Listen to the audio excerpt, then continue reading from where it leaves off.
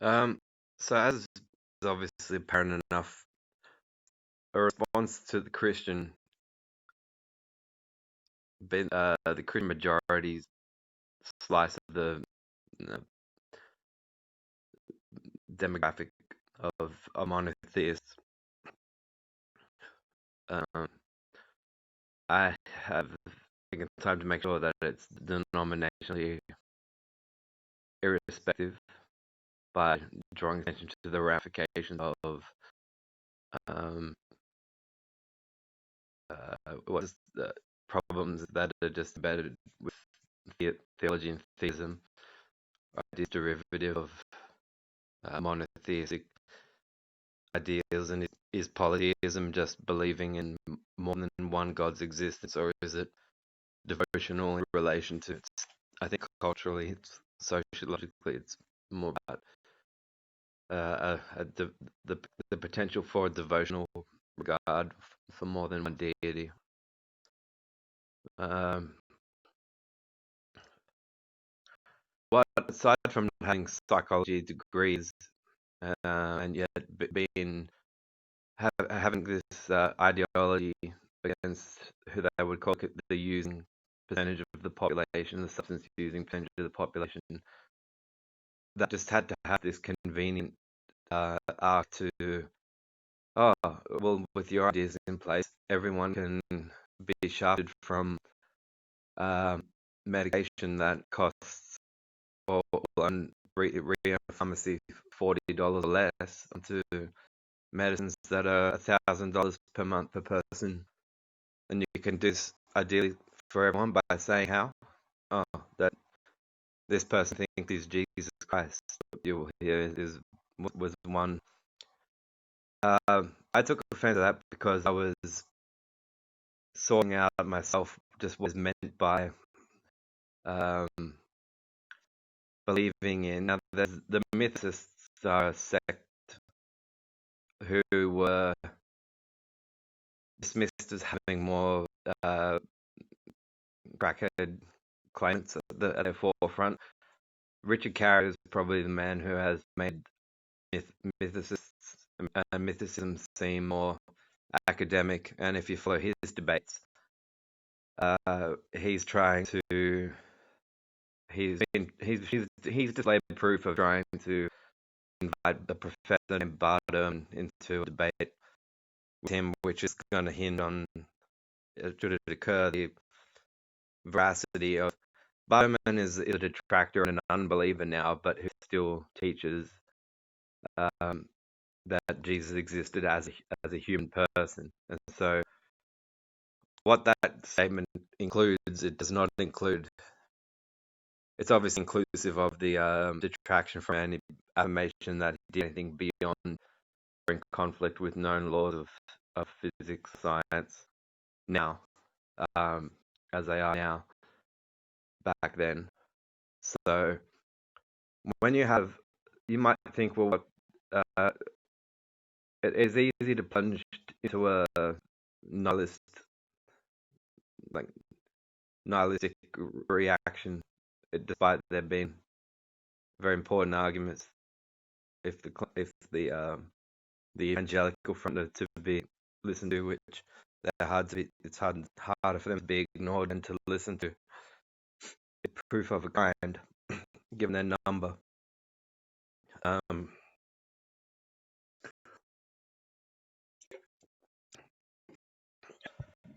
as I've argued and they yet contest, one of my arguments is that there's no, if you're to start at see the statement Jesus of Nazareth was a first century savior / martyr. It lumps together by a divisory line the Freemasons and the Christians, for instance. One thing that they have in common is that they've got this verbal based title for Jesus relative to a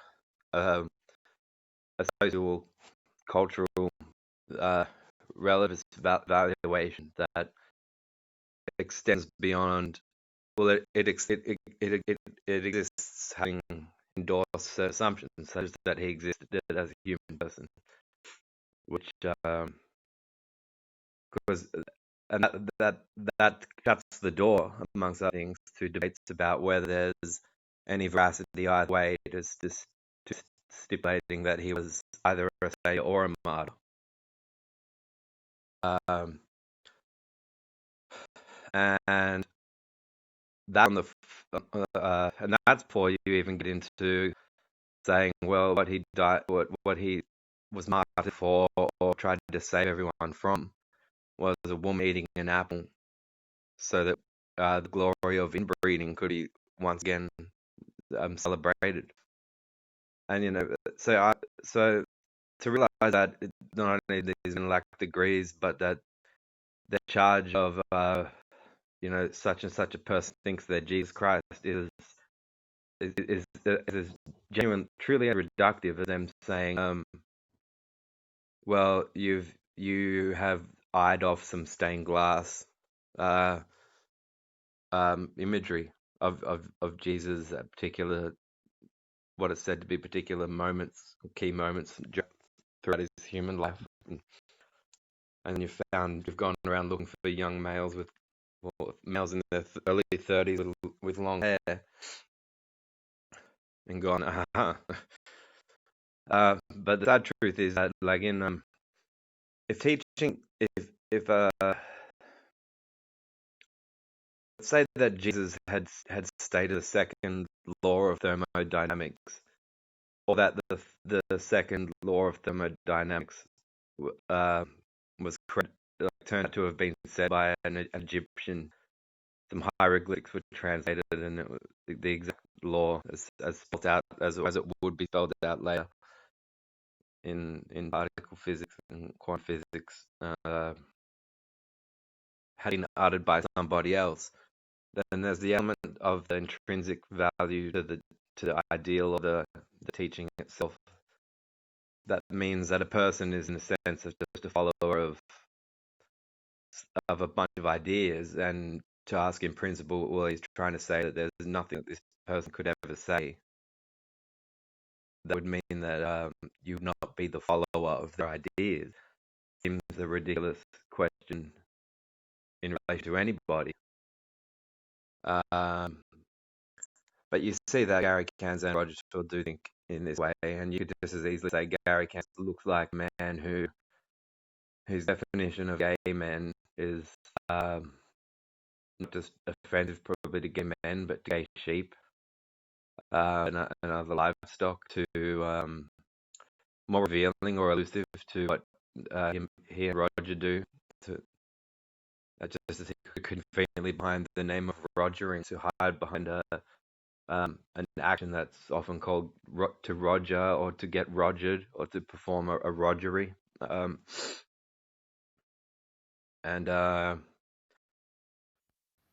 you could just say things like, you could look at his hairline, how, like, if you put a crown of thorns on his head, then it's like he lost his hair in establishing a perimeter around it.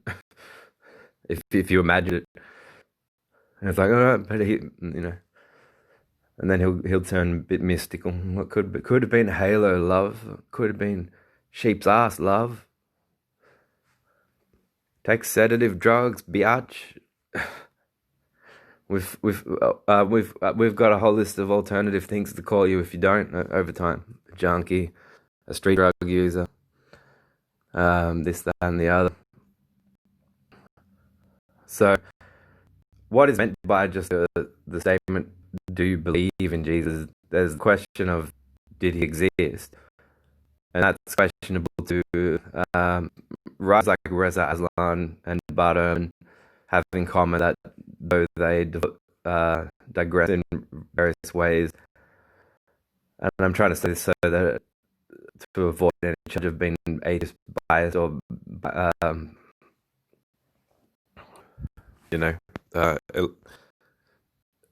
Reza Aslan is Islam. He's a Muslim, but he has published a book on Jesus, and the most historical detail credited to to the first century Roman Empire, and writings about Jesus were the crucifixion.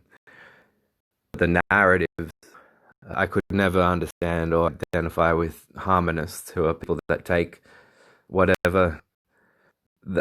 Where I find them ignorant is concerning the fact that it is a committee. What they're submitting as taken for granted is that they go, well, a committee got together and they had certain debates. We aren't privy to those debates, but the outcome is that 4 books have been selected to have been the most accurate, detailing depictions of the life of Jesus of Nazareth. So all you have to ask is, well, what if I did not attend these committee meetings and might disagree with anything said by any members of those committees throughout those discussions? And suddenly the principled value in investing in harmonization collapses. But that doesn't mean the collapse of thinking it was more probable than not that that a human called Jesus of Nazareth, and who later incurred titles like Christ or whatnot, did exist. But so the importance of provisional judgment.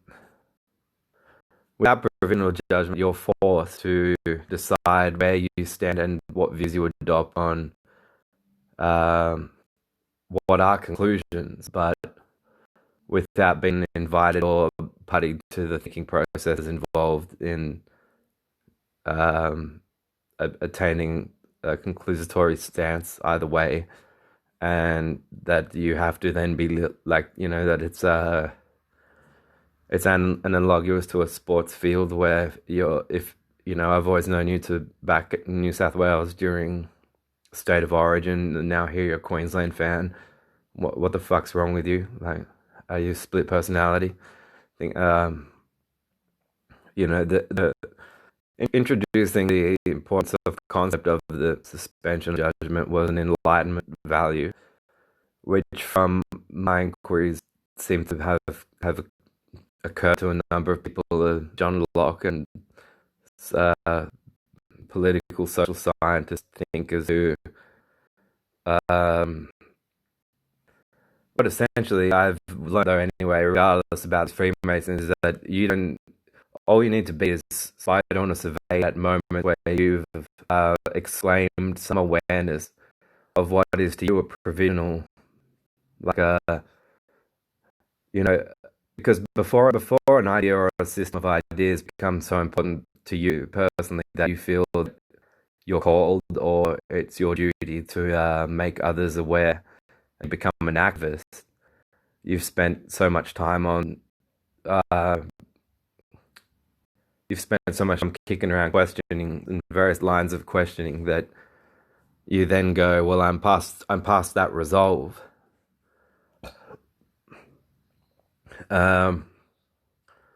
So these Freemasons are fucked, but it's from a different direction and a angle of approach. One almost like the inverse of a monarchy, but still fucked up in that there's no mutual offense taken to the idea that despite all our ethnicities, we didn't begin with one man and one woman inbreeding in the garden. One white man and one white woman, and now I actually think it's important and worth thinking about that one reason celebrities get targeted and artists and creative people get targeted, people with talent, artistic talent get targeted, is because the people who are weighing up a psychologically oriented stipulation or case or whatever, a series of cases or considerations, are doing so with a bunch of assumptions loaded, and they have things like behavioral models. So you could be observing, they might think, well, then this person is a model towards this person, whether that be that there's someone you're talking to in person or that you're watching on television. The their whole how you ask yourself if how suppose you were bugged and how are they and you're left wondering, well, how are they ever to know if I like this person because such and such a person because while I'm not contesting their skills at acting uh, or their beauty aesthetics, I I largely like you know or admire them for uh, what you would call plot or storyline, principles of overcoming and things like that. Principles that basically that are um, modulated by culture and experience. It shows example of character and endurance and things like that. And an idea that a third party observing you wouldn't know the difference in judging you for why, how, and what it is you might value about any other given other person to yourself. Um, Even if they were a singer, you're singing along with them, and all these biases erupt. And if they're religious and it's psychology, and I mean it pissed me off of the the earlier this decade, the proposed solution for me, after being misjudged on the basis of religious bias in the first place, that I'm left having to work out how and why these misjudgments came about in a more technical detail. To be made to see a religious therapist, nutcase woman who goes, I think it's something supernatural about all of us, really, and magical, and like you sound like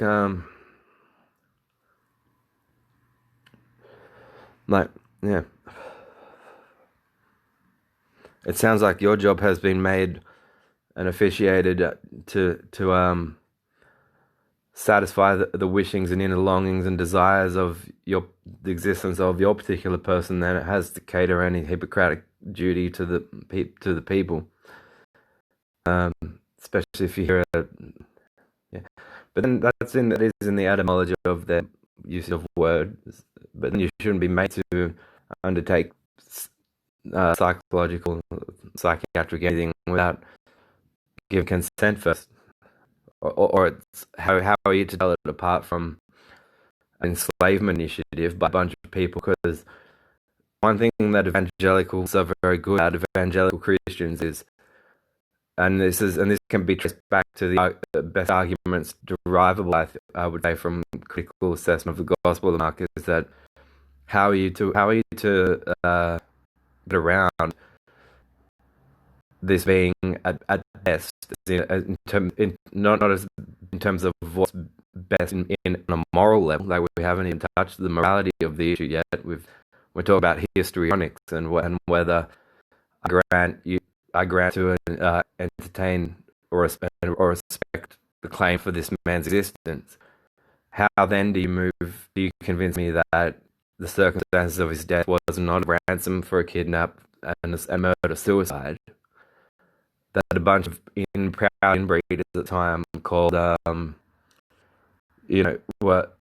be it through thick-headed incapacity to do anything but reach for a sword if you spoke back, or their want for certain words to be able to be retrospectively called prophetic.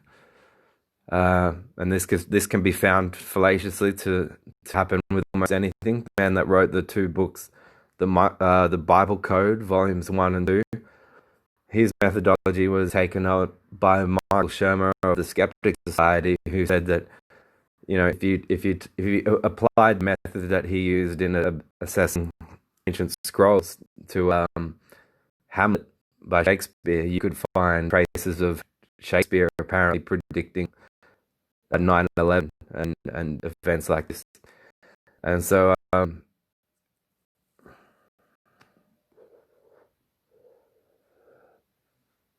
Yeah, so that an Amish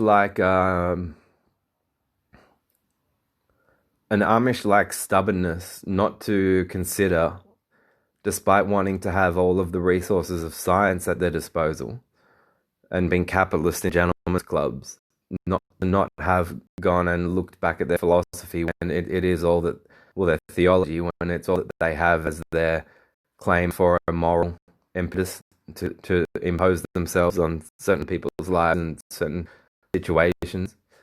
But there's that element of framing the issue in the same, in very much similar fashion to how an evangelist would go, but this influence, if you believe, what they often tend to be trying to get at is, but if you believe in this, you'll be led or commanded, as in, and that's what they don't want to say explicitly, or else they'll realize the Shakespearean tragedy in their own little campaign is that like, how the like can you tell the difference between a statement and a question? And my case to the Christians is, well, from what I'm looking at, you can't tell the difference between a statement and a question relative to accusatory questions of a variety of kinds because of trust invested in the concept that the four Gospels of the New Testament are harmonious and mutually complementary, that they have here historical veracity. So if you just hear a Christian in church go, okay, 37 years of hearsay transpired after the crucifixion, and then the document that scholars agree to have the best amount of veracity about it, the Gospel of Mark, and gets bogged in the middle of the other three Gospels that were picked. And we try to make sure all believers believe in all four. And so the Freemasons, they believe in where I could like laugh with them is at the stupidity of that, but I understand what it means to go, so I therefore don't believe, and I understand that it's not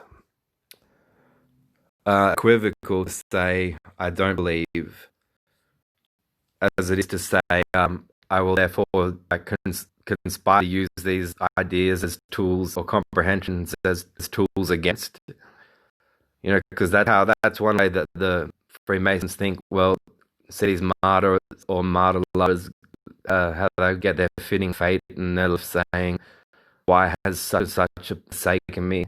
As the last words, well, that taught them, didn't it? But all of that's bunched up in preliminary inquiries, resulting in them stepping back, going, "Well, this person." This all started with, we heard we monitored a conversation where this person said, "Jesus, I need to be at a appointment at 11 o'clock tomorrow, or in 3 days' time," and that's what pricked our ears. We knew there had to be some, and from that they just conject. And so the price paid, even I'm arguing that even the veracity of the Gospel of Mark is to be question marked, because the most in terms of humanity, like as historicist, as far as historicists can go. So I've listened to what Richard Carrier, who's the mythicist, seems to have, and he can argue cases in defense of his position, and he has tried to invite Bardem, and I've been interested in. I'd like to see them debate and listen to the details of a debate transpiring between the two of them. But if in chapter 12 the words and the phrasing used by Jesus is him saying, "Well, you said it," in response to the accusatory question, and not a yes or a no, then what is meant to believe in that? Well, you're going to, if you're a harmonist, try and add all of these So harmonists take all these four gospels that the canon committee selected and try and mash them together, and then so what goes unquestioned or undiscussed is that verbal coercion after a kidnap, for instance, was a nervous state of affairs that Jesus was going through at the time. And you don't really think of things like that until you've completely removed the Gospel of Mark from consideration from the Gospels credited to the other three authors. And it does get pointed out at various intervals and various debates that it's not known with any conclusive manner or degrees of certainty that these Gospels, any of them, were even written by the people to whom they're credited. But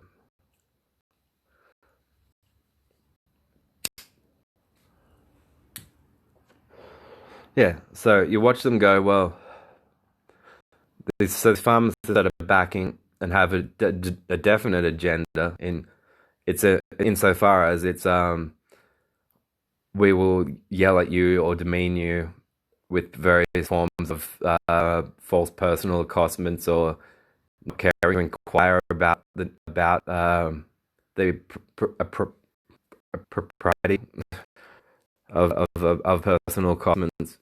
If we even think that you are delving into or wondering about this this activism, this Masonic activism. But but then having said that, they haven't gone and embraced such a simple Enlightenment concept as the suspending of judgment, which in practice they pander to it with their behavior by way of relegation, going, well, this is not a capital chemist problem anymore, it's a health insurance commission problem, or it's this business, that business. Whereas they consider themselves to have already got all of the key questions answered, significant enough to, because then what then gets raised is the question: how do you know if this is your basis? How do you know how that you have got the accurate definition of a martyr? Anyway, if you think it's acceptable that 37 years of hearsay is all that backs the Gospel of Mark, then are you saying it's appropriate for you to stand back and suffer someone for 37 years, one way or the other, and until you finally turn up that proof of what their cause to be martyred for was? And I'd watched the bearing that it had on Gary Kansas' character, because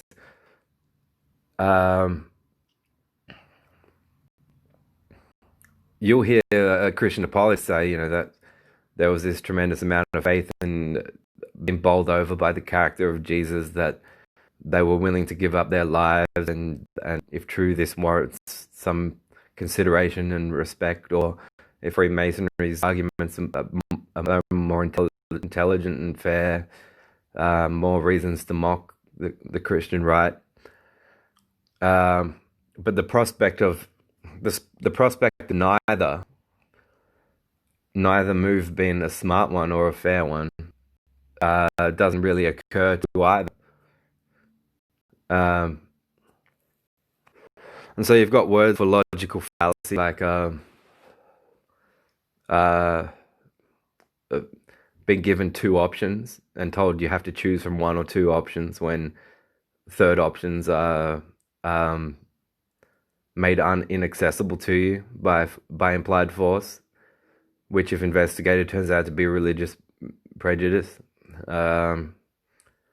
You've got the suspension of judgment being opposed directly by ideas like, well, God's judgment coming for you in the afterlife.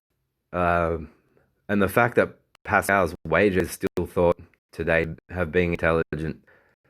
When I've said, if the God of, if you throw aside all hundreds of other denominations and their areas of digression from one another, and say there's just Judaism, Christianity, or Islam to choose from, then every member of every religion is admitting themselves statistically to be more than 65%, like 66. I was laughing at the irony because it's like the devil's number for all of them anyway. 66.666% likely to be sent to hell by the one God of the three that turned out to exist in the next life. While all three religions are like a cast monument of petty differences to evade considering the intelligibility of Enlightenment and Renaissance concepts, such as the suspension of judgment or the provisional nature of judgment. So where Gary Cairns disturbed me was that what I understood about, like, if you think of first century martyr going, well, I give my life for this cause, then at least they had what they thought in their day, hypothetically speaking, were answers that were propositions arrangeable into the anthropological structure of an ideological cause. If all the person is doing is questioning, and you try to make that a cause, then you're saying a person is not allowed to think. Like, that straight away is what you're saying. You're saying a person can't ask themselves if they're sane or insane. It's like rounding up teens and saying, well, there's no reason why you shouldn't be in this dimensional wall now. Opening mouth for the aeroplane of jelly and styrofoam, chocolate sprinkled micro ball shapes of some high rebate medicine that's in the here comes the aeroplane fashion of being spoon fed, because that was your way of giving penance for the cause you joined, and that goes against every ideological group's basis for even advertising themselves or being able to talk to one another, because it goes against the principle of to ask a question. To ask a question now constitutes cause. And I'm saying that also comes from Freemasonry's angle, from their take on the Gospel of Mark, and that's from what they're not confronting in the Gospel of Mark, which is the prospect of physical mishandling of a person as ransom money was offered. Money was offered for capturing, and that person not been given enough time to even regain themselves intellectually sufficient that they answer a question with clarity. So, yeah.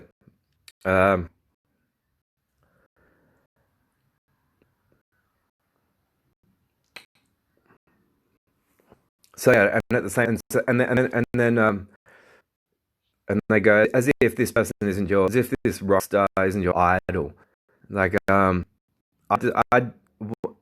despite some songs being particularly impressive, I didn't like Billy Idol as a kid in the 90s because I didn't avoid how much I didn't like or wary instinctive of Christianity and their use of the term idol and idolatry. So petty indeed for these gutless fucking Freemasons, couple of pandering, placative pieces of shit. You need to make sure they understand. Once you lodge a claim against someone, it doesn't matter. You don't skirt around that saying, well, all our claim said was this person may or may not think in this or that, and what's certain connotative to the legal principle is that they couldn't even take up a legal matter in a single court of their own country, according to them. When all along what they were saying to me before along the years were inclusive of warnings like, this is Australia, man. And I'm like, well, Okay, no, at least based on my knowledge of my own movements. Um, I obviously now know you have some contention with this particular piece, and they make you do your thinking for you, and then they go off and rip you off, and then they go off and they talk like you were thinking before they fucked you over. Um, so when I say that they are legal contestants, I'm saying they're legal contestants, and they are being proactively unjust until I'm given proper rights to contest their claims. It doesn't matter how many might be's were written in it. The fact is, I was the one to have to put up with them coming up to me going, like, what, and with no prior words from out of my mouth towards them. You know, they felt all these sisters of, you know, need to warn me or save me from you know, from art pieces like Doppelhers. I'm like, fuck you. It's already, you would not be able to hack a computer without reading in my possession digital statements of more detailed annotations on how art is viewed to me, which unless you are saying that you're like the equivalent of a religious invader who uses a pharmacy degree to eschew due process, you would inquire, well, how does he view art? Ask him at work. Should we ask him at work? No, you didn't ask me at work. Should we ask him home? No, you didn't ask him home. Do I know you can hack? Yes, obviously. You've obviously told me you're both hacks and you can both hack. Why didn't you then learn from your own hackings? And then that's where if you know, once Gary Cairns is saying that it's a martyr's cause now to be to bear a questioning mind, he might as well say, like, there's nothing that helps me unwind after a long day's work at Capital Chemist than sticking my penis in a baby's ass while it's shitting, and then when it starts to wail and cry and scream, Roger comes in, and then that's why he's Roger by name, he's Roger by reputation, and we can't have questioning. Questioning constitutes a cause now, an ideological cause. So you plug that baby in the arse end with Gary's dick, and then at the mouth with Roger's dick, and that's how the infantile will get its good Freemason double-ended dual force pincer education in learning to respect the authority, the wisdom of the Mason Church. Pandering pieces of shit, both of them, cheating on their wives probably, and then worried about fucking wanting the war amongst religious sects to go on and see who can synthesize the appearance of God or the mind of God more with more ratings and applause than any other church. And well, obviously the ones hiding the most will be doing the more thinking about it. It's not a genius project to understand how to, but yeah. So they're with what's at their disposal intellectually, it's a choice that's as fascist as a Christian one, but with worse outcomes. Because, you know, I was looking as though this could be quite immoral. At a priest in a Christian uniting church laying his hand on someone standing up in the front row of after a sermon, and then doing what the priest would later say was casting out demons. But yeah, they need to swap more bodily fluids so that they can really see they're not, you know, if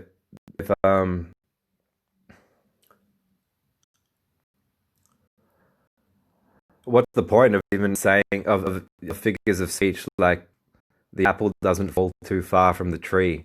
If it's the same tree between Freemason church and the Christian church, that was church made for a tree made test the to test the inner moral core of one man and one woman destined to populate a whole planet through incessant incest. Either way, either church, fucking both is where I can test them intellectually.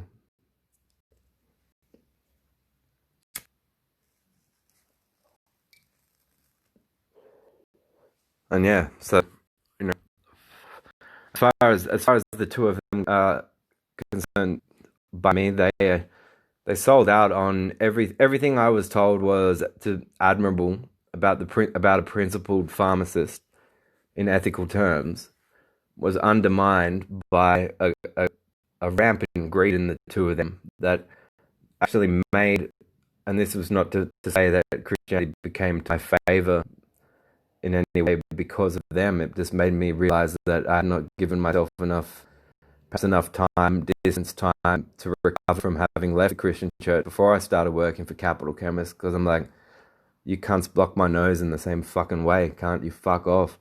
Like what if, and you know, the things that they will have said, that they have said to me, and after what I know that the state and the system can tell was a non-contractual agreement multiplied by the number of hours served and years served for that company.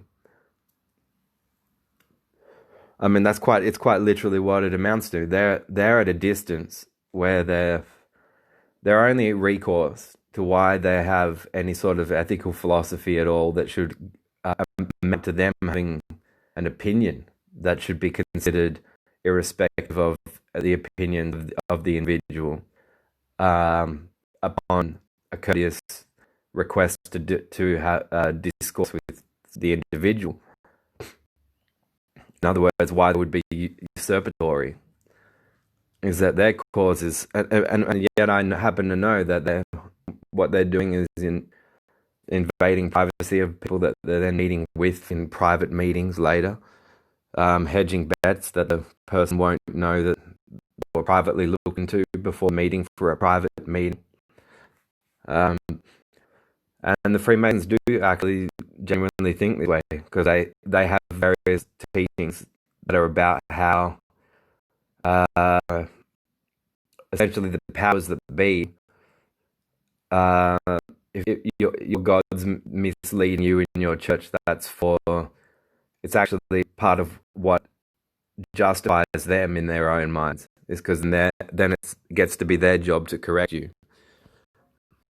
And I'm not saying that it's my job to correct them for wanting to correct you or your Christian audience or whatever.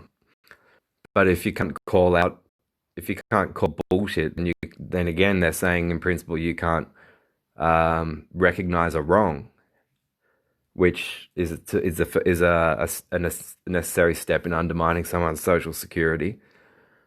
So. Yet they do have this. You challenge us.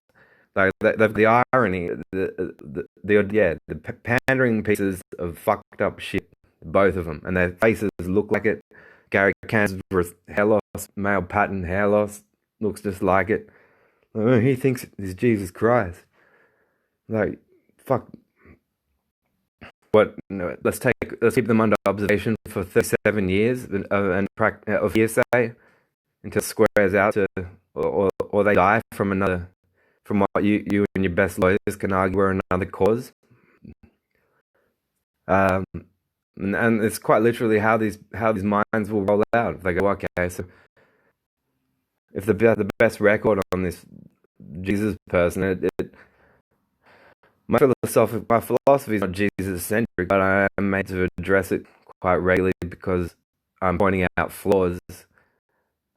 What I'm trying to say is,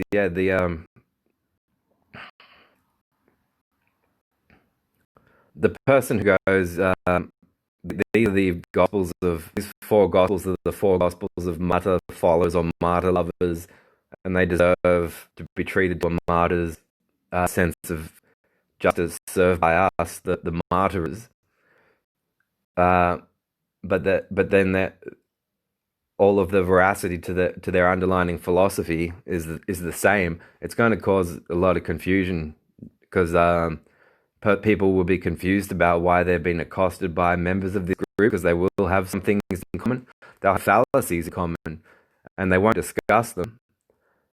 But they also won't rule out that the morally responsible thing for a scientist to do when dealing with human rights on any matter is to make sure that Religious Discrimination Act violations are not being perpetrated on any individual by any agency.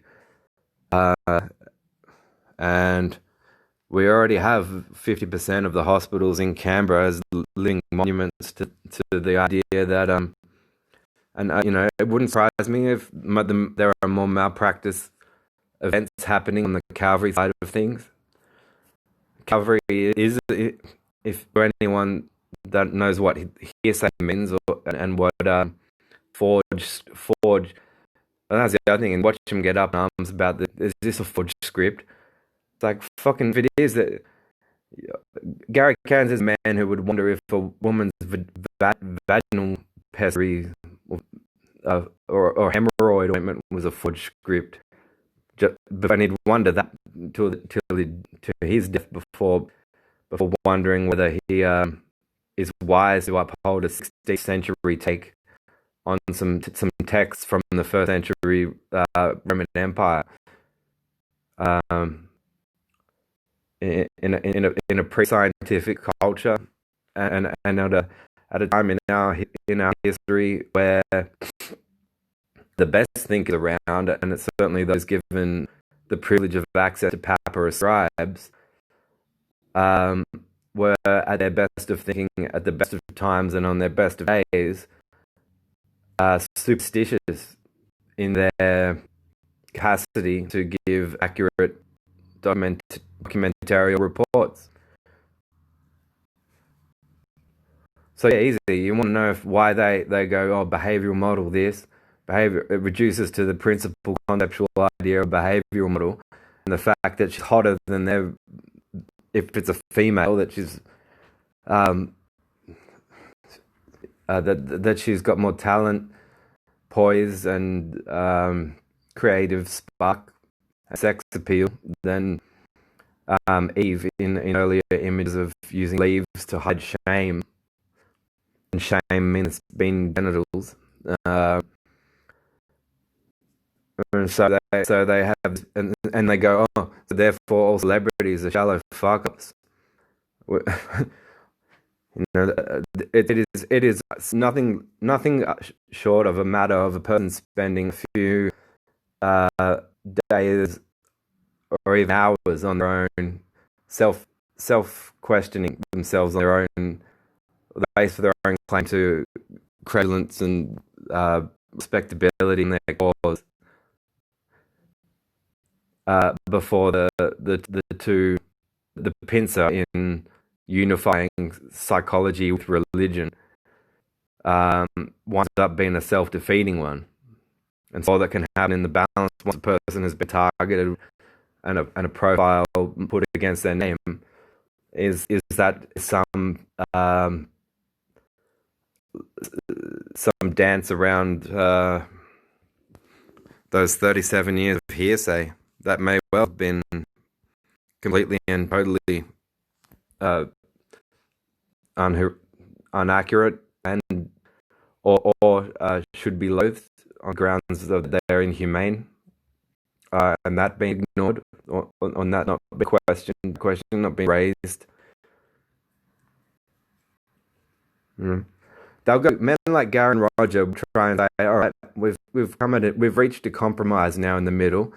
We don't think that Jesus rose Lazarus from the dead anymore. We think he rose a sheep from the dead, so that the sheep would be a prophet to other sheep, so that homosexuality could be spotted in livestock as a proof, and as an evolutionary proof that there was gayness, homosexuality innate to the lifestyle preferences and selective behavioral preferences of other species other than human species, and that required a giant giant sheep to come before and get in the way of in between the shepherd and the flock, and say no, like how is it right for a human to an ape descendant to lead this flock? Anyway.